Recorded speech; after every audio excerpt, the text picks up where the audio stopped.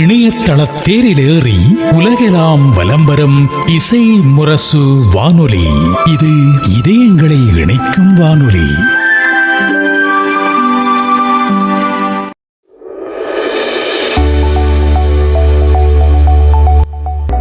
வரவேற்பறை நிகழ்ச்சியில் எக்ஸ்போர்ட்டிங் துறையில் ஈடுபட விரும்பும் இளைஞர்கள் மற்றும் புதிய தொழில் முனைவோருக்கான வாய்ப்புகள் பற்றி பேசுகிறார் திருச்சி பழனியப்பா லாஜிஸ்டிக் நிறுவனத்தின் நிர்வாக இயக்குனர் மகேந்திரன் அவர்கள்.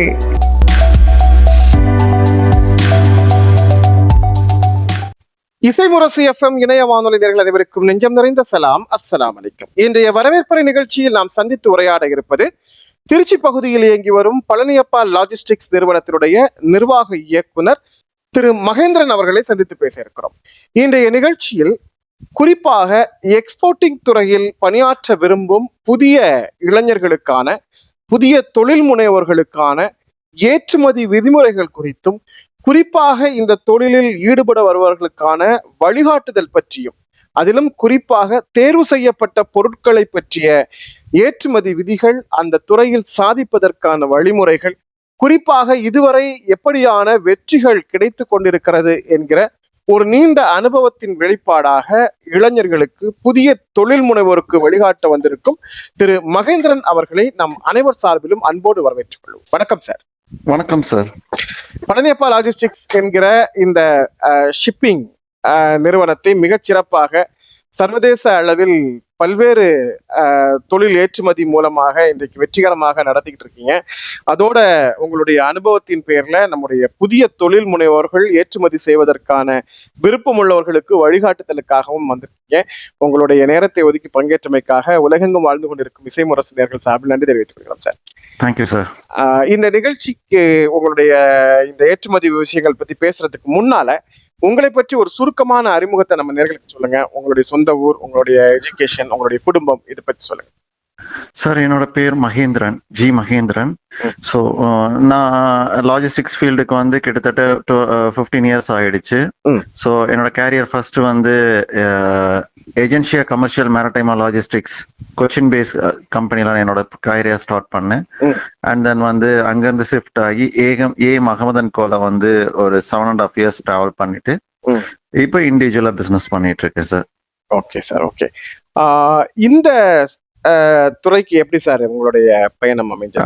என்னோட பயணம் வந்து 2008 பிஎஸ்சி கம்ப்யூட்டர் சயின்ஸ் முடிச்சதுக்கு அப்புறம் இன்டர்நேஷனல் பிசினஸ் மேனேஜ்மெண்ட் படிக்கலாம் அப்படின்றது அண்ணா யூனிவர்சிட்டி, அழகப்பா யூனிவர்சிட்டி ஃபர்ஸ்ட் இதா இருந்தது. அண்ட் தென் கவுன்சிலிங் பண்ணும்போது அண்ணா யூனிவர்சிட்டியில இருந்ததுனால ஸோ கோயம்புத்தூர்ல அங்க செலக்ட் பண்ணி என்னோட கேரியர் அங்க சூஸ் பண்ணி அங்க படிச்சேன் சார். இப்ப வந்து பிபிஏ ஏவியேஷன் லாஜிஸ்டிக் இது மாதிரியான சப்ஜெக்ட், எம்பிஏ லாஜிஸ்டிக் அப்படிங்கிறது தனித்துவமான படிப்புகளா வந்துருச்சு. எனக்கு அதை தேர்வு செய்து உலகம் முழுக்க பயணம் பண்ணி வேலை பார்த்துக்கிட்டு இருக்காங்க. ஆனா நீங்க 15 வருஷத்துக்கு முன்னால இங்க வர்றீங்க, அதுவும் இன்டர்நேஷனல் பிசினஸ் கோர்ஸ் முடிச்சுட்டு தான் வர்றீங்க.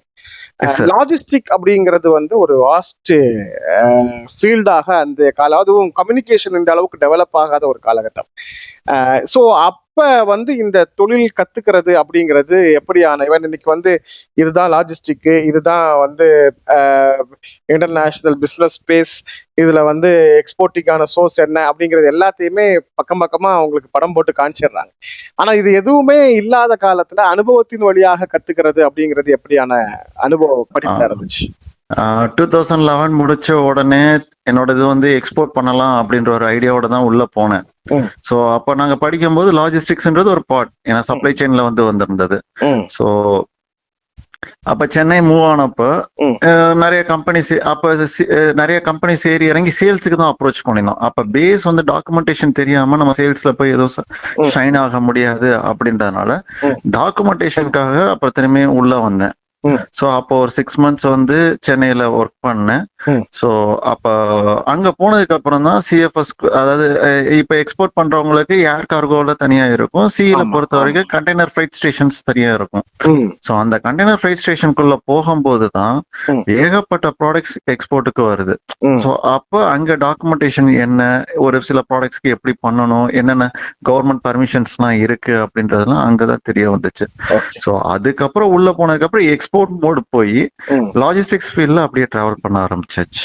Okay sir, right. இப்ப நாம இன்னைக்கு முக்கியமா பேசுறதுக்காக எடுத்திருக்கிற இந்த கண்டென்ட், அதாவது 2 வகையான எக்ஸ்பெக்டிங் இந்த சந்திப்புல இருக்கும். ஒண்ணு, புதுசா ஒரு பிசினஸ் கமிட்மெண்ட்டுக்குள்ள வரக்கூடியவங்க லாஜிஸ்டிக்குள்ளால போலாமே, எக்ஸ்போர்ட்டிங் போலாமே அப்படிங்கிறது ஒரு ஆப்ஷனா, இந்த பிசினஸ் எப்படி இருக்கும் தெரிஞ்சுக்கலாம் அப்படிங்கிறதுக்காக வரக்கூடியவங்க ஒரு பார்ட் ஆஃப் பீப்புள். இன்னொரு பார்ட் பீப்புள் ஏற்கனவே அவங்க ஏதோ ஒரு வகையில அந்த ப்ரொடக்ஷனோ அல்லது பையோ சேலிங்கோ ஏதோ ஒரு வகையில அவங்க அந்த ப்ராடக்டை வச்சிருப்பாங்க.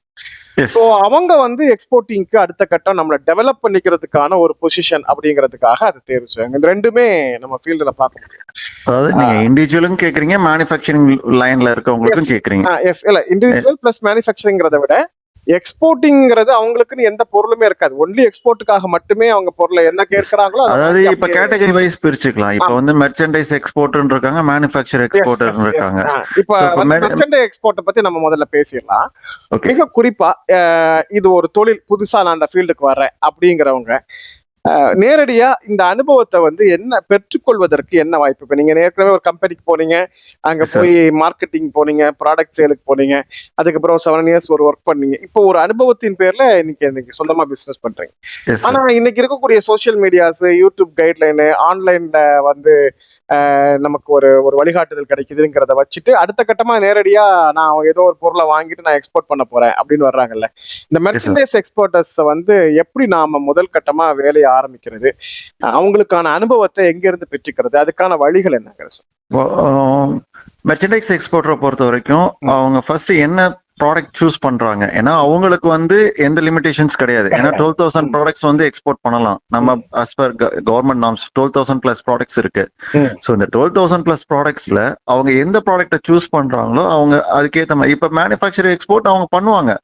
பர்டிகுலரா அவங்க பைப்லைன் மட்டும் பண்ணிட்டு அண்ட் தென் அதுக்கு மேல ஏதாவது சின்ன பையர்ஸோட ரெக்குயர்மெண்ட்ஸ் இருந்தா அவங்க இதுல பண்ணுவாங்க. பட் மெர்ச்சன்டைஸ் எக்ஸ்போர்ட்டரை பொறுத்த வரைக்கும் எந்த ப்ராடக்ட் வேணா எடுத்து பண்ணலாம். இதுல ஒரே ஒரு விஷயம் என்னன்னா, மேனுஃபேக்சருக்கு they will have some securities. Yes, ஆனா மெர்ச்சன்டைஸ் எக்ஸ்போர்ட்டரை பொறுத்த வரைக்கும் செக்யூரிட்டிஸ் வராது. நம்ம முகம் பார்த்தோ இல்ல ஆன்லைன்ல இருந்து அப்ரோச் பண்ணி நம்ம ப்ராடக்ட்ஸ் எல்லாம் போட்டு ஆட் கொடுத்து அதுல இருந்து இம்போர்ட்டர்ஸ் அங்க இருந்து நம்மளுக்கு மெயில் கொடுப்பாங்க, கான்டாக்ட் பண்ணி இது பண்ணுவாங்க. ஸோ அவங்களோட ரெக்குயர்மெண்ட்ஸை பொறுத்து நம்ம ஒர்க் பண்ண ஸ்டார்ட் பண்ணுவோம். ஆனா இந்த ஒர்க் பண்றது ரொம்ப குரூஷியல். ஏன்னா ஆல்ரெடி முன்னாடிலாம் எந்த ஒரு காம்படிஷன்ஸ் எல்லாம் கிடையாது. ஆனா இப்ப காம்படிஷன் ஹெவியா இருக்கிறதுனால ஒரு 0.10 to 50 cents இந்த மார்க்கெட் இப்ப ரோல் ஆகிட்டு இருக்கு. சோ இந்த பிரைசிங், என்ன கமாடிட்டி சூஸ் பண்றோம், அந்த கமாடிட்டில நம்ம எங்க காஸ்ட் கம்மியா கிடைக்கும், அந்த காஸ்ட்டை பேஸ் பண்ணி டிரான்ஸ்போர்டேஷன் இருக்கு, டிரான்ஸ்போர்டேஷன்ல இருந்து வேர்ஹவுஸ் இருக்கு, வேர்ஹவுஸ்ல இருந்து நமக்கு லேபிளிங் இருக்கு, நம்மளோட பிராண்ட் இருக்கு. சோ அந்த லேபிளிங் அதுக்கப்புறம் நமக்கு வருது. சோ இது எல்லாமே இவங்க பேஸ் ஒர்க் எல்லாமே கால்குலேட் பண்ணா மட்டும்தான் கொஞ்சம் அவங்களால ஒரு சக்சஸ். பட் எடுத்தவொடனே மெர்ச்சன்டைஸ் எக்ஸ்போர்ட்டரால அவங்க எல்லாருமே சக்சஸ்ஃபுல்லா பண்ண முடியாது. பேசிக் லேர்னர், இப்ப நானுமே பேசிக் லேர்னர் ஆக்கும்போது நம்மளுமே ஒரு புது விஷயத்த கத்துக்கும் போது அதுல அடிபட்டு தான். சோ அதே போல இவங்களும் இந்த மெர்ச்சன்டைஸ் எக்ஸ்போர்ட்டர்ஸ் 1 or 2 கன்சைன்மெண்ட்ஸோ இல்ல 3 கன்சைன்மெண்ட்ஸோ பண்ணும் போதுதான் they will get a clarity. So அப்ப எங்க நம்மளோட இதை குறைக்கலாம், எங்க கூட்டலாம், எது டைம் சேவிங் ஆகும், நம்ம எந்த போர்ட்ல இருந்து பண்ணலாம், அதெல்லாம் அவங்க அப்பதான் இது ஆகும். என்னைய பொறுத்த வரைக்கும் மெர்ச்சன்டைஸ் எக்ஸ்போர்ட்டர்ஸ் யார் வந்தாலுமே அவங்களுக்கு சொல்ற ஒரே விஷயம், உங்களோட சொந்தக்காரவங்களா இல்ல உங்களுக்கு தெரிஞ்சவங்களா பையரு, இல்ல எப்படி பிடிச்சிருக்கீங்க, என்ன பேசிஸ்ல அவங்கள்ட்ட எல்லாமே கேட்டிருக்காங்க அப்படின்றதெல்லாம் விசாரிச்சுட்டு, அவங்களால அவங்களுக்கு முகம் தெரியாதவங்க அப்படின்ட்டாங்கன்னா கவர்மெண்ட்ல வந்து நமக்கு வந்து ஸ்கீம்ஸ் இருக்கு. இப்ப நம்ம எம்பசி அங்க இருக்கு இல்லைங்களா, அவங்கள்ட்ட நம்ம அப்ரோச் பண்ணோம்னா, இந்த பையருக்கு நான் எக்ஸ்போர்ட் பண்ண போறேன், சோ எனக்கு இந்த பையர் வந்து அவரோட பேர்ல வந்து எந்த பேங்க் ரிமார்க்ஸோ இல்ல வந்து ஃபண்ட் எல்லாமே இருக்கா அப்படின்றத கிராஸ் செக் பண்ணிக்கலாம். எஸ் சார், ஜெனினிட்டி செக் பண்ணி கொடுத்துருவாங்க. அந்த ஜெனினிட்டி செக் பண்ணி கொடுத்தாங்கன்னா அந்த ஜெனினிட்டி செக் பண்ணி வச்சு நம்ம எக்ஸ்போர்ட் பண்ணும்போது நமக்கு அதுல ஒரு 50% வந்து நமக்கு அதுல வந்து ஈவன் தோ அந்த பையர் வந்து நமக்கு வந்து சம் மால் பிராக்டிஸ் பண்ணாலும் கூட இந்த 50% கவர்மெண்ட் நமக்கு சப்சிடியா கொடுக்கும். ஓ சரி சரி, ஓகே ஓகே ஓகே சார். இப்ப வந்து குறிப்பா இப்ப நம்ம வந்து ஒரு எக்ஸ்போர்ட்டிங்காக நம்ம தயாராகிறோம் அப்படின்னா முதல் கட்டமா அவங்க ஃபீல்டுல வந்து என்ன மாதிரியான விஷயங்களை வந்து ஸ்டடி பண்ணணும்? ஏன்னா இப்ப அவங்க என்ன பொருள் வேணாலும் கேட்கலாம். உதாரணத்துக்கு எக்ஸாம்பிள் நான் சொல்லலாம். சொல்லுங்க. எக்ஸாம்பிள் வந்து வெஜிடபிள்ஸோ ஃப்ளவர்ஸோ பண்றாங்க. வெஜிடபிள்ஸ் பண்ணும்போது உங்களுக்கு பேஸ் பாத்தீங்கன்னா அதிகமா மூவ் ஆகுறது வந்து தர்மபுரி டிஸ்ட்ரிக்ட்ல ராயக்கோட்டை, அடுத்து அதை விட்டாச்சுன்னா தேனி டிஸ்ட்ரிக்ட்ல நமக்கு ஆண்டிப்பட்டி, இந்த சரௌண்டிங்ல தான் உங்களுக்கு வெஜிடபிள்ஸ் வந்து மூவ் ஆகும் எக்ஸ்போர்ட்டுக்கு. அதுக்கு அடுத்த கட்டம் ஒட்டஞ்சத்திரம். இந்த 3 தான் இப்போதைக்கு எக்ஸ்போர்ட் பண்ற எல்லாருமே. சின்ன சின்ன எக்ஸ்போர்ட்டர்ஸ் பண்றவங்க இப்போ அவங்க இங்க சூப்பர் மார்க்கெட்ஸ் ஓனா வச்சிருக்கவங்க எல்லாமே ஓரளவுக்கு லோக்கல் மார்க்கெட்ஸ்ல இங்க இருந்து பர்ச்சேஸ் பண்ணி அனுப்புவாங்க. எக்ஸ்போர்ட்டிங்லயே கூட நிறைய மீடியேட்டர்ஸ் இடையில கிராஸ் ஆகுறாங்க இல்லையா? இப்ப வந்து எக்ஸ்போர்ட்டிங் பண்றோம்னு நம்பி அவங்க செய்யறாங்க, ஆனா அவங்க கொடுக்கறது டைரக்டா அந்த பையர் தானா அப்படிங்கறத வெரிஃபை பண்ணிக்கிறது. இப்ப நீங்க வந்து ஒரு கம்பெனி டேர்ம்ஸ்ல வருது, டைரக்டா நம்ம அவங்க கம்பெனி நேமுக்கு நம்ம டிரான்ஸ்ஃபர் பண்றோம் அப்படின்னா நீங்க சொன்ன மாதிரி எம்பசில வழியா கூட வெரிஃபை பண்ணிக்கிறதுக்கான ஒரு ஆஃபர் இருக்கு. ஆனா நிறைய பிசினஸ் ப்ரொபோசல் கொடுப்பாங்க. இப்ப வந்து இந்த மாதிரி ஒரு சீ ஃபுட் வந்து இவ்வளவு கிலோ தேவைப்படுது, உடனே அவர் அதை அலைஞ்சு தெரிஞ்சு எங்கேயோ போய் அதை ரெடி பண்ணி அதை பேக் பண்ணி எடுத்து கொண்டு வருவார். பட் நம்ம கொடுக்கக்கூடிய அந்த நம்ம கமிட் பண்ணக்கூடியவர் உண்மையிலேயே இந்த லைசன்ஸ் ஹோல்டரா, இவர் வந்து டிரான்ஸ்ஃபர் பண்றதுக்கான கெப்பாசிட்டி இவருக்கு இருக்கா, இவருக்கு வந்து சி கண்டென்ட்டோட தொடர்பு இருக்கா, இப்படிங்கறத அனலைஸ் பண்றதுக்கு ஆன்லைன் சோர்சஸ் ஏதாவது இருக்கா சார்? இல்ல, ஒன்லி கவர்மெண்ட் இது மட்டும்தான். சோ பிரைவேட் ஏஜென்சிஸ் இது யாருமே பண்றது கிடையாது. ஓ சரி. மெர்ச்சன்டைஸ் எக்ஸ்போர்ட்டரை பொறுத்த வரைக்கும் ரிஸ்க் கம்பல்சரி நம்மளோடது தான். ஓகே, அந்த பொருள் போய் சேர்றது வரைக்கும் நம்முடைய ரெஸ்பான்சிபிலிட்டி தான். எஸ், ஏன்னா இப்ப வந்து இந்த நம்ம இதுல வந்து லெட்டர் ஆஃப் அண்டர்டேக்கிங் சொல்லி எல்சி கொடுப்பாங்க. எல்சி மீன்ஸ் இப்ப வந்து நம்ம வந்து அதிக டர்ன் ஓவர் பண்ணிருக்கோம், ஸ்டாக் எக்ஸ்போர்ட்டர்ஸா இருக்கோம் மெர்ச்சன்டைஸ்ல அப்படின்னா நமக்கு அந்த எல்சி அப்ளிகபிள். அந்த லெட்டர் ஆஃப் கிரெடிட் கொடுக்கும்போது நம்ம டாக்குமெண்ட்ஸ் எல்லாமே பேங்க் த்ரூ பண்றதுனால அது நமக்கு 100% பேமெண்ட் ஷூரிட்டி உண்டு. Okay okay okay. சோ எடுத்தோடனே சின்ன சின்ன எக்ஸ்போர்ட்டர்ஸ்க்கோ யாருக்குமே அந்த எல்சி கொடுக்க மாட்டாங்க. Okay okay right. இப்ப மேனுஃபேக்சரர்னா அவங்களுக்கு கண்டிப்பா கொடுப்பாங்க. Okay sir. ஏன்னா பிகாஸ் மேனுஃபேக்சரை பொறுத்த வரைக்கும் இதே மாதிரி தான். இப்ப வந்து நாம முதல்ல ஒரு டவுன் லெவலுக்கு ஏதாவது ஒரு ப்ராடக்ட் போட்டிருப்பாரு, அடுத்தது வந்து அடுத்த டவுனுக்கு அதை எக்ஸ்டெண்ட் பண்ணிருப்பாரு, ஒரு 4 ஊர்ல அல்லது அடுத்த மாவட்டத்துல அது பிரான்சைசியோ அல்லது டீலரோ டிஸ்ட்ரிபியூஷன் அப்படி போகும்போது அடுத்த கட்ட டெவலப்மெண்ட் அப்படிங்கறதே அவங்களுடைய மைண்ட்ல வந்து இதை வந்து எக்ஸ்போர்ட்டிங் ப்ராடக்ட் அப்படின்னா அது அதுக்கான முயற்சி தான் செய்வாங்க. சோ இவங்க வந்து அந்த ஒரு பொருள் அல்லது ஒரு குறிப்பிட்ட 4 பொருள் இது மட்டுமே கான்சென்ட்ரேட் பண்ணக்கூடியவங்களா இருப்பாங்க. இவங்க எப்படி சார் இந்த பையரை வந்து ஃபைண்ட் பண்றது? இவங்களுக்கான ப்ரொசீஜர் என்ன வச்சிருக்காங்க? இவங்களை செக்யூர் பண்றதுக்கான வாய்ப்புகள் என்ன? மேனுஃபேக்சரர் இப்போ எக்ஸாம்பிள் பாத்தீங்கன்னா மில்கி மிஸ்ட் வந்து 2011ல அவங்க ஸ்டார்ட் பண்றாங்க. 2011ல ஸ்டார்ட் பண்றாங்க, டொமஸ்டிக் மட்டும் தான் பண்ணாங்க. 2013ல தான் மார்க்கெட்டுக்குள்ள enter ஆறாங்க எக்ஸ்போர்ட்டுக்கு. They've done the first consignment to Singapore only. So அந்த சிங்கப்பூருக்குமே வந்து இப்ப நம்ம ஆளுங்க அங்க இருந்து அங்க போய் டிராவல் பண்ணி போறாங்க பாத்தீங்களா, அங்க இங்க டேஸ்ட் பார்த்துட்டு இந்த ப்ராடக்ட் சாம்பிள்ஸ் எல்லாம் எடுத்துட்டு போய் அங்க அவங்க மார்க்கெட்டிங் பண்ணி எடுப்பாங்க. ஓ ரைட். அது மூலியமா கிடைக்கிற சோர்சஸ வச்சுதான் இப்ப அவங்க இப்ப வேர்ல்டு வைடு ஃபுல்லா வந்து வேர்ல்டு வைடு ஃபுல்லா இதுதான் அவங்களோட business strategy. Okay okay. So அதே போல அஸ்வின் ஸ்வீட்ஸ் அவங்களும் பாத்தீங்கன்னா அவங்களுக்கு டைரக்ட் எக்ஸ்போர்ட்டர்ஸ் கிடையாது, டைரக்ட் கன்சைனிஸ் கிடையாது. ஓகே. பட் ஆனா இந்த மில்கி மிஸ்ட் எப்படி போனதோ அதே பிளாட்ஃபார்ம் தான் இப்போ அவங்க பண்ணிட்டு இருக்கிறது ஃபுட் ஸ்டஃப்ல வந்து. சோ இவங்க இண்டிவிஜுவலா ஒரு டிஸ்ட்ரிபியூட்டர் மாதிரி சிங்கப்பூர்னா இவங்க அலாட்டட். சோ இவங்கள தவிர வேற யாருக்கும் கொடுக்க மாட்டோம். சோ அந்த மாதிரி பைப்லைன்ல போறதுனால they success on that. Okay sir, இப்ப நம்ம செலக்ட் பண்ணக்கூடிய பொருட்களும் முக்கியமான விஷயம் சார். இப்ப நீங்க குறிப்பா உங்க நிறுவனம் பாத்தீங்கன்னா வெஜிடபிள்ஸ், ஃப்ளவர்ஸ் இதெல்லாம் வந்து எக்ஸ்போர்ட்டிங்ல முக்கியத்துவம் கொடுத்துட்டு இருக்கீங்க. Yes sir. இப்போ வெஜிடபிள்ஸ் கூட நாம வந்து ஒரு சேஃபஸ்ட் பேக்கிங் ஆயிருந்து அதுக்கான முறையோட பயன்படுத்தினா கிட்டத்தட்ட ஒரு 4-5 days வரைக்கும் கூட அதை கொண்டு போய் பிசினஸ்க்காக பயன்படுத்திக்கலாம். கண்டிப்பா. ஆனா ஃப்ளவர்ஸுக்கு வந்து இதை விட ரிஸ்க் அதிகம். ஏன்னா அந்த ஃப்ளவர் வந்து டேமேஜா இருக்கக்கூடாது, முதல் விஷயம். ரெண்டாவது அந்த ஃப்ளவருக்கான அந்த அந்த தன்மை, அதுல வந்து அதுல இருக்கக்கூடிய மனம் அல்லது அதுக்கான அந்த கலர், அது அந்த அந்த லீஃப்ல இருக்கக்கூடிய அந்த ஃப்ரெஷ்னஸ், இது எதுவுமே பாதிக்கப்படாம டிராவல் ஆகணும். இது வெஜிடபிள்ஸ் மாதிரி ஒரு 4 days 5 days தான் யூஸ் பண்றதுக்கான வாய்ப்பு ரொம்ப கம்மி. மேக்சிமம் 2nd day அல்ல 3rd டேயோட அதோட யூசேஜை வந்து முடிச்சாகணும். ஸோ இவ்வளோ ரிஸ்கியான ஒரு விஷயத்த நீங்க இவ்வளோ ஆக்சுவலா அவ்வளோ அழகா செஞ்சுக்கிட்டு இருக்கீங்க. ஸோ இந்த பிசினஸ்ல இருக்கக்கூடியவங்க உங்களை காண்டாக்ட் பண்றாங்க அப்படின்னா இவங்களுடைய ப்ராடக்டை எந்த அளவுக்கு ஃப்ரெஷ்ஷப்பா வந்து கொண்டு போய் நம்ம அங்கே சேர்க்கறதுக்கான ஏற்பாடுகள் செய்யணும்? ஷூர். இப்போ வந்து முன்னாடி நம்ம 4 hours டிராவல் உள்ளான கண்ட்ரிஸ் மட்டும் தான் பண்ணிட்டு இருந்தோம். மிடில் ஈஸ்டோ இல்ல ஃபார் ஈஸ்ட்ல வந்து சிங்கப்பூர், மலேசியா இந்த மாதிரி கண்ட்ரிஸ் தான். பட் ஆனா இன்னைக்கு யூஎஸ் வரைக்கும், ஆக்லாந்து வரைக்கும் நம்மளோட ஜாஸ்மின்ஸ் வந்து போயிட்டு இருக்கு. ஆக்லாந்து, சிட்னி வரைக்கும் போயிட்டு இருக்கு. யூஎஸ்ல வந்து $10 வரைக்கும் போயிட்டு இருக்கு நம்மளோட ப்ராடக்ட். சோ இது டாலர்ஸ்லாம் வந்து பாத்தீங்கன்னா உங்களுக்கு 48 hours டிராவல் டைம் வரும் உங்களுக்கு. சோ அந்த ஃப்ரெஷ் பொருள் போய் சேரதுக்கே 2 நாள், 48 பேக்கிங் வந்து 3வது நாள் ஆயிடுது. 3வது நாள் தான் உங்களுக்கு ரீச் ஆகும். பட் அந்த 3வது நாள் ரீச் ஆகும் போதும் அந்த ஜாஸ்மின் வந்து முட்டு மலரவே மலராது. அந்த அளவுக்கு ice packing, gel ice packing பண்ணி, ஸோ அதுக்கு என்ன டெம்பரேச்சரோ அதை நாங்க மெயின்டைன் பண்ணி டிரான்சிட்லயும் அந்த டெம்பரேச்சரை மெயின்டைன் பண்ணி கொடுக்கறதுனால இன்னைக்கு ஈஸியா அந்த பிசினஸ்ல வந்து சக்சஸ் பண்ண முடியும். இந்த பூ வந்து அங்க 3 days கழிச்சு போனாலும் அங்க ஃப்ரீஸ் பண்ணி அவங்க இன்னும் ஒரு 8 days 10 days வரைக்கும் அதை ஃப்ரீஸ் பண்ணி அதே மொட்டோட அவங்களுக்கு டெலிவரி கொடுத்துட்டு இருக்காங்க.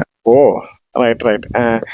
இன்னைக்கு இருக்கக்கூடிய டிராவலிங் இதுங்கிறத விட அதுல இருக்கக்கூடிய மத்த அட்வான்டேஜஸ் தான் அதிகமா. ஆமா, இன்னைக்கு வந்து முன்னாடி ஜெல் ஐஸ் கிடையாது, நம்ம நார்மல் ஐசஸ் தான் போட்டு நம்ம பேக்கிங் பண்ணிட்டு இருந்தோம்.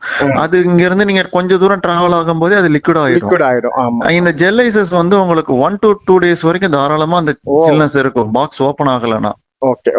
சோ நாங்க இங்க இருந்து அப்ளிட் ஆனதுக்கு அப்புறம் நாங்க டிரான்சிட்ல வந்து எங்களுக்கு மினிமம் 6 hours ஆகும். ஏன்னா இது பெரிஷபிள் அப்படின்றதுனால 6 hours டிரான்சிட் கொடுத்துறாங்க. Even though it's a general cargo means we need to it will take 10 to 12 hours transit time. So or 1 day, maximum 1 day transit time we need. So இந்த temperature இதுலயுமே இன்னொரு சிக்கல் இருக்கு. என்னன்னா இப்ப வந்து ரெண்டுலயுமே வந்து இப்ப நீங்க பண்றது வந்து சி கார்கோவும் பண்றீங்க, ஏர் கார்கோவும் பண்றீங்க. இப்ப இதுல ரெண்டுலயுமே லாஸ்ட் டைம் ரிஸ்க் அப்படிங்கறது ஒண்ணு இருக்கு. குறிப்பா இப்ப நீங்க திருச்சியில பண்றீங்க, பேசஞ்சர் ஏர் சர்வீஸ் இருக்கக்கூடிய ஒரு ஏர்போர்ட். இங்க வந்து நம்ம ப்ராடக்ட் எல்லாம் தயார் பண்ணி அப்பா முடிச்சிட்டோம், உள்ள பொருள் போயிருச்சு அப்படின்னு இருக்கக்கூடிய நேரங்கள்ல கூட நிறைய ஃபிளைட் ரொம்ப டிலே காட்டுறாங்க. நம்ம டிலே மீன்ஸ் ஒரு 15 half an hour 1 hourலாம் இல்ல, கிட்டத்தட்ட ஒரு half day delay, 1 day extension வரைக்கும் கூட திருச்சி ஏர்போர்ட்ல எல்லாம் ஃபிளைட்டோடைய ரிசல்ட்ஸ் இருக்கு. அதே மாதிரி அங்க இருந்து ரிசீவ் ஆகுறதுலயும் இதே ப்ராப்ளம் இருக்கு. இந்த ஃபிளைட் அங்க போய் சேர்றதுக்கு டிலே ஆச்சுன்னா அதே மாதிரி அங்க இருந்து வர்றதுக்கும் டிலே பிரச்சனை இருக்கு. ஸோ நாம இந்த ஃபிளைட்டை கால்குலேட் பண்ணி நம்ம எல்லாமே மூவ் பண்ணி கொண்டு போய் பொருளை டம்ப் பண்ணி வச்சிருவோம். அதுக்கப்புறம் இந்த ஃபிளைட் டைம் சேஞ்ச் ஆகுது, ஃபிளைட் கேன்சல் ஆகுது, சில நேரங்களில் வந்து ஃபிளைட்ல எடுத்துட்டு போகாம ஆக்கிடுவாங்க. இது மாதிரி ப்ராப்ளம். அதே மாதிரி ஷிப்பிங்ல கூட இதே மாதிரி, சி டிராவலிங்ல கூட இதே மாதிரி ரிஸ்க் இருக்கு. ஸோ இதை எப்படி ஒரு புதுசா வரக்கூடியவங்க எப்படி மேனேஜ் பண்றது? குறிப்பா நீங்க எப்படி இதை ஹேண்டில்? அதாவது ஏரை பொறுத்த வரைக்கும் ஒன்ஸ் ஒரு கன்சைன்மெண்ட் போகல அப்படின்னா நாங்க அடுத்து கூட சோர்ஸ் பண்ணி ஏதாவது பண்ணிடலாம். பட் சீல நீங்க புக் பண்ணி ஒரு கண்டெய்னரை இறக்கிட்டு அந்த ஷிப்ல அது லோட் ஆகலாம், அன்லோட் ஆயிடுச்சு அப்படின்னா அந்த வெசல் திரும்பி என்னைக்கு ரொட்டேஷன் திரும்பி இங்க சென்னை வருதோ அன்னைக்குதான் நீங்க அதை அப்ளீட் பண்ண முடியும். அது வரைக்கும் அந்த கண்டெய்னர் இங்கேயே தான் இருக்கும். அப்ப So, நம்ம அப்ப நம்ம திரும்ப reverse எடுத்து- திரும்ப ரிவைஸ் எடுக்கிறோம் அப்படின்னா அது என்ன ப்ராசஸ் அதிகமாகும். அதை வேற எதுலயும் நம்ம டிரான்சிட்டும் பண்ண முடியாது. சோ அது லாஸ் தான் அந்த ப்ராடக்ட். ஆமா, லாஸ். பட் யாரை பொறுத்த வரைக்கும் என்னன்னா, எங்களுக்கு இந்த ஃபிளைட் இன்னைக்கு இங்க கிடைக்கல, இல்ல இந்த ஃபிளைட் வந்து டிலே ஆகி போகுது, ஒரு 6 hours 7 ஹவர்ஸ்னா ப்ராடக்ட் தாங்கும். சோ அதுக்கு மேல தாண்டும் போது நம்மளால முடியாது, அடுத்த போட்டு நம்ம சோர்ஸ் பண்ணி ஆகணும், இல்லைன்னா அந்த கார்கோ அவங்க ரிட்டர்ன் பேக் எடுத்தே ஆகணும். ஏன்னா இங்க இருந்து இவங்க செலவு பண்ணி ஃபிளைட் காஸ்ட் எல்லாம் பே பண்ணி அங்க அனுப்பும் போது பையருக்கு வந்து அது குட் குவாலிட்டியா போலன்னு வச்சுக்கோங்களேன். அவங்க காசு கொடுக்க அப்ப அவங்கள்ட்ட அங்க காஸ்ட் கட்டிங் நடக்கும். அது காஸ்ட் கட்டிங் நடந்தா பிரச்சனை கிடையாது. டோட்டல் கன்சைன்மெண்டே லாஸ் பண்ணிட்டாங்கன்னா கிட்டத்தட்ட அது 1 lakh ஒரு வேல்யூல கன்சைன்மெண்ட்னா அது ஷிப்பரோட இதுலதான் வந்து அப்படியே ஃபுல்லா டெபிட் ஆகும். சோ அப்ப தயாரா இருக்கிறவங்க மட்டும்தான் எக்ஸ்போர்ட்டிங் குள்ள அப்படி சொல்ல முடியாது. நம்ம ரிஸ்க்கு இது எல்லா நேரமும் இது நடக்குமானா நடக்காது. நமக்கு திடீர் பேசஞ்சர் லோடு டிராபிக் அதிகமாகும், அந்த மாதிரி சமயத்துல நடக்கும். இல்ல நம்ம இது எப்பொழுதுமே வந்து நம்ம வந்து ரொம்ப எப்படி சொல்ல, இப்ப சென்னை மாதிரி போட்டோம்னா நீங்க தைரியமா கொடுத்துட்டு போலாம். இந்த பிளைட் இல்லைனாலும் அடுத்த பிளைட்ல அது போயிடும், இல்ல நாளைக்கு பிளைட்ல அங்க நம்ம கோல்ட் ஸ்டோரேஜ் ஃபெசிலிட்டிஸ் மாதிரிலாம் இருக்கும். கார்கோக்காகவே ஏர் சர்வீஸ் தனியா ரன் பண்ணிட்டு இருக்காங்க சார். அது எப்பவுமே கிடைக்கிறதுக்கான வாய்ப்பு இல்லைங்களா? அது இப்போ ஒரு பிளைட் ஆப்ரேட் பண்றோம்னா கிட்டத்தட்ட அந்த பிளைட் காஸ்ட் எல்லாமே நம்ம கால்குலேட் பண்ணுவோம்ல. இம்போர்ட் இருக்கணும், அதே அளவுக்கு எக்ஸ்போர்ட் இருக்கணும். பட் எக்ஸ்போர்ட் அந்த அளவுக்கு பெருசா இருந்தா கூட இம்போர்ட் நமக்கு கண்டிப்பா வேணும். இப்ப நம்ம ஒரு கார்கோ பிளைட்டுக்கு வந்து நம்ம ஒரு 23 tons ஆப்ரேட் பண்றோம் அப்படின்னம்னா அட்லீஸ்ட் நமக்கு இம்போர்ட் வந்து ஒரு 10 to 12 tons இருந்தா மட்டும்தான் அந்த கேரியர் வந்து ஆப்ஷன் ரொம்ப கம்மி இல்லையா? ஆமா, எஸ் சார். அதனால அந்த சர்வீஸ் பட் சென்னையை பொறுத்த வரைக்கும் உங்களுக்கு கண்டிப்பா கிடைக்கும். ஏன்னா உங்களுக்கு எல்லா பேஸ்ல இருந்தும் வரும் உங்களுக்கு. இப்ப அங்க பாத்தீங்கன்னா சிங்கப்பூர் ஏர்லைன்ஸ் பண்றாங்க, கத்தார் ஏர்லைன்ஸ் பண்றாங்க, எத்திஹாட் ஏர்லைன்ஸ் பண்றாங்க cargo service. And then Chinese companies நிறைய பண்ணிட்டு இருக்காங்க. சோ இவங்களுக்கு எல்லாமே எப்படி இருந்தாலும் கார்கோஸ் வந்து கண்டிப்பா உங்களுக்கு வெவ்வேறு டெஸ்டினேஷன்ல இருந்து கலெக்ட் ஆகும். சென்னையை பொறுத்த வரைக்கும் பிரச்சனை இருக்காது. ஏன்னா சென்னையில இண்டஸ்ட்ரீஸ் நிறைய இருக்கு, உங்களுக்கு எமர்ஜென்சிஸ் கார்கோஸ் நிறைய வரும். சோ அதனால அங்க கிடையாது. சின்ன சின்ன போர்ட்ஸ் அடி வாங்குறதுக்கு நீங்க வந்து கார்கோ ஃபிளைட்ஸ் ஆப்ரேட் பண்ண முடியாத ரீசன் வந்து இங்க அந்த அளவுக்கு இம்போர்ட் நம்மளால சப்போர்ட் பண்ணி கொடுக்க முடியும். Okay brother. இப்போ வந்து இந்த குறிப்பா நாம வந்து புதுசா தொழில் வாய்ப்பு தேடக்கூடியவங்க எக்ஸ்போர்ட்டிங் ஃபீல்டுக்கு வரலாம் அப்படின்னு நினைக்கிறவங்களுக்கான வழிகாட்டுதலுக்காக தான் நம்ம சந்திச்சிருக்கோம். ஸோ அந்த அடிப்படையில முதல்ல அவங்க செய்ய வேண்டிய ப்ரொசீஜர்ஸ் என்னவா இருக்கும் சார்? இப்போ இந்த பிசினஸ் எனக்கு ஒரு நல்ல ஐடியா இருக்கு, குறிப்பா ஒரு ஒரு பொருளை நான் கரெக்டா எக்ஸ்போர்ட் பண்ணி கொடுத்துற அளவுக்கு எனக்கு கான்டாக்ட் பிளஸ் அந்த பொருட்களை பத்தின ஒரு நல்ல நாலேஜ் இருக்கு. ஸோ எனக்கு வந்து இந்த தொழில் தொடங்குறது மட்டும்தான் என்னுடைய தேவை அப்படின்னா இந்த தொடங்குறதுக்காக என்ன மாதிரியான கிரைட்டீரியாஸ் வச்சிருக்காங்க?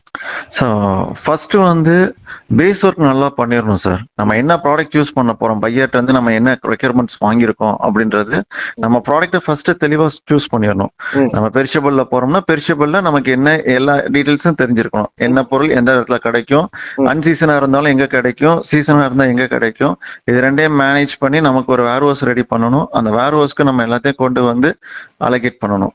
ஸோ இது ஃபர்ஸ்ட் பேஸ் வந்து என்ன ப்ராடக்ட் யூஸ் பண்றோன்றது பேஸ். அதுக்கப்புறம் நம்ம GST registration and company name, அதுக்கப்புறம் வந்து பேங்க் ரெஜிஸ்ட்ரேஷன், அப்புறம் ஐஇசி. இதுதான் பேஸ் ஒர்க். அதுக்கப்புறம் ஐஇசி எடுத்ததுக்கு அப்புறம் நம்ம எந்த இப்ப எல்லாமே ஏடி கோட் வந்து எல்லாத்துக்குமே காமன் ஆயிடுச்சு, ஏதோ ஒரு போர்ட்ல ரெஜிஸ்ட்ரேஷன் பண்ணா போதும். அண்ட் தென் கவர்மெண்ட் வந்து அந்த சம் ஆர்கனைசேஷன்ஸ் ரெஜிஸ்ட்ரேஷன்ஸ் எல்லாம் வச்சிருக்காங்க.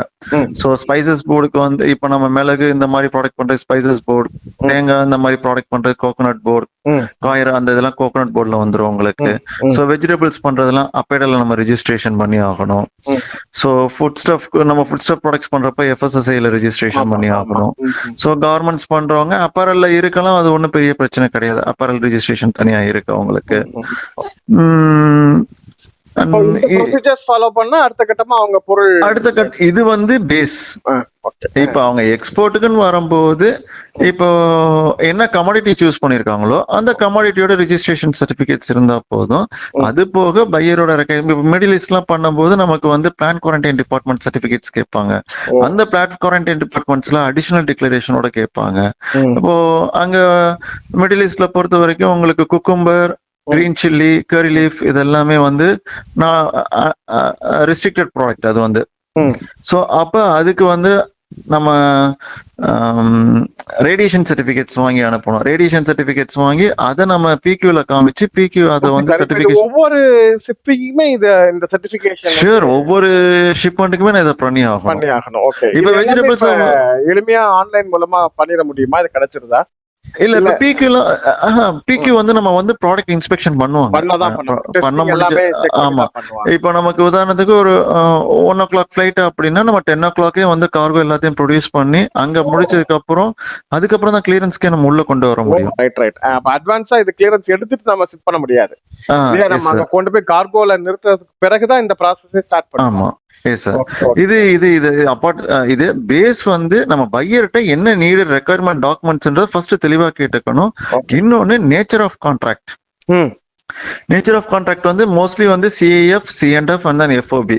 சிஏஎஃப்னா காஸ்ட் இன்சூரன்ஸ் ஃபிளைட்டோட வரும், சிஎன்எஃப்னா காஸ்ட் அண்ட் ஃபிளைட்டோட வரும், எஃப்ஓபினா ஃப்ரீ ஆன் போர்டு வரும். உங்களுக்கு இந்த ஃப்ரீ ஆன் போர்டு வந்து மோஸ்ட்லி வந்து சம் பையர்ஸ் வந்து அதை எடுத்துக்குவாங்க.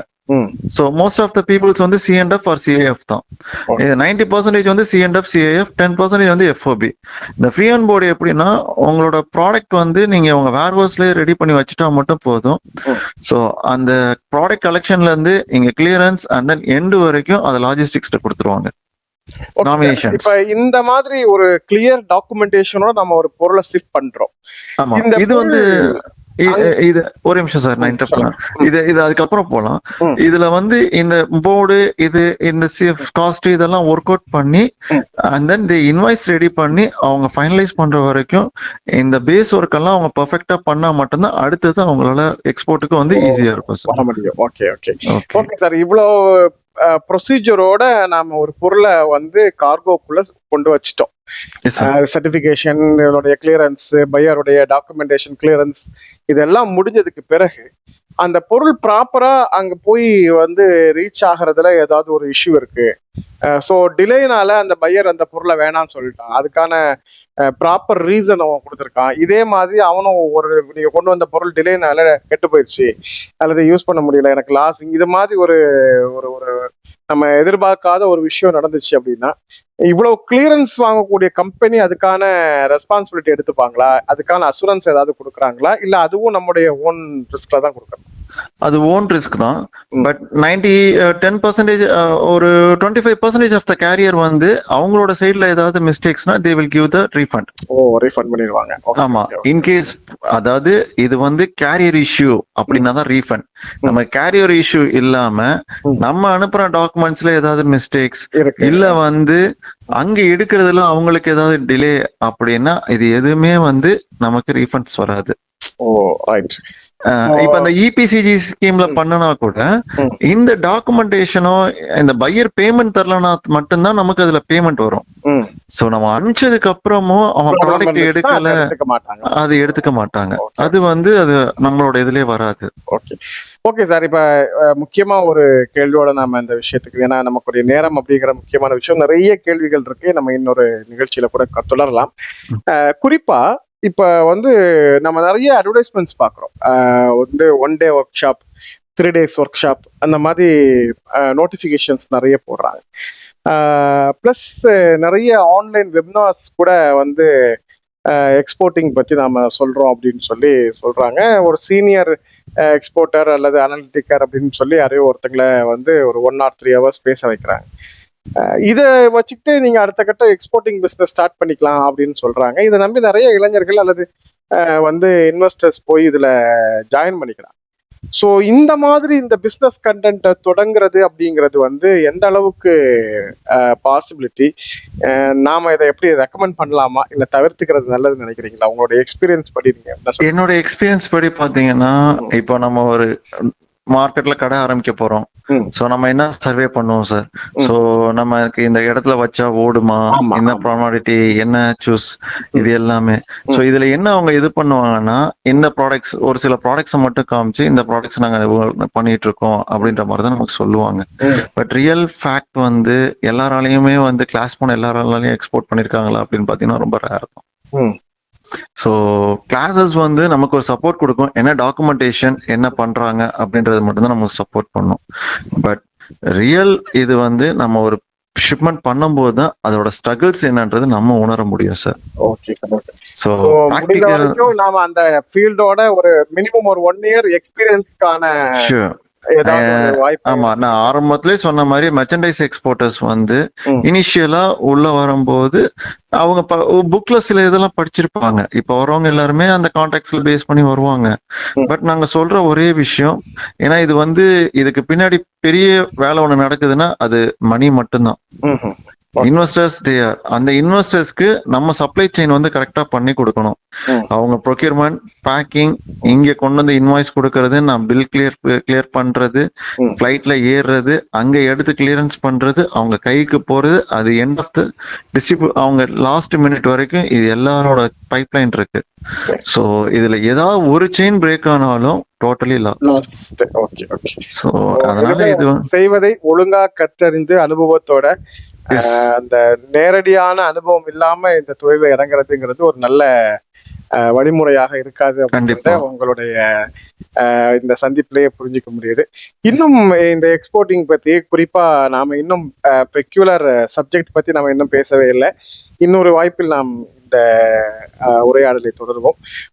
இதுவரை உங்களுடைய நேரத்தை ஒதுக்கி நிகழ்ச்சியில் பங்கேற்று எக்ஸ்போர்ட்டிங் துறையில், ஏற்றுமதி துறையில் ஈடுபட வரும் புதிய தொழில் முனைவோர் மற்றும் உற்பத்தியாளர்களுக்கு, இளைஞர்களுக்கான வழிகாட்டுதலை மிக தெளிவாக எடுத்துரைத்தமைக்காக உலகெங்கும் வாழ்ந்து கொண்டிருக்கும் இசைமுரசு நேயர்கள் சார்பில் நன்றி தெரிவித்துக் கொள்கிறோம் sir. Thank you sir. Thank you very much. Thank you for the opportunity sir.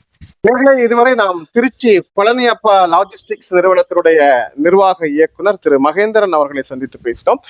உண்மையில் அவர்களுடைய ஒவ்வொரு பதிவும் வழிகாட்டுதலோடு மிகச்சிறந்த அனுபவ பகிர்வாக இருந்தது.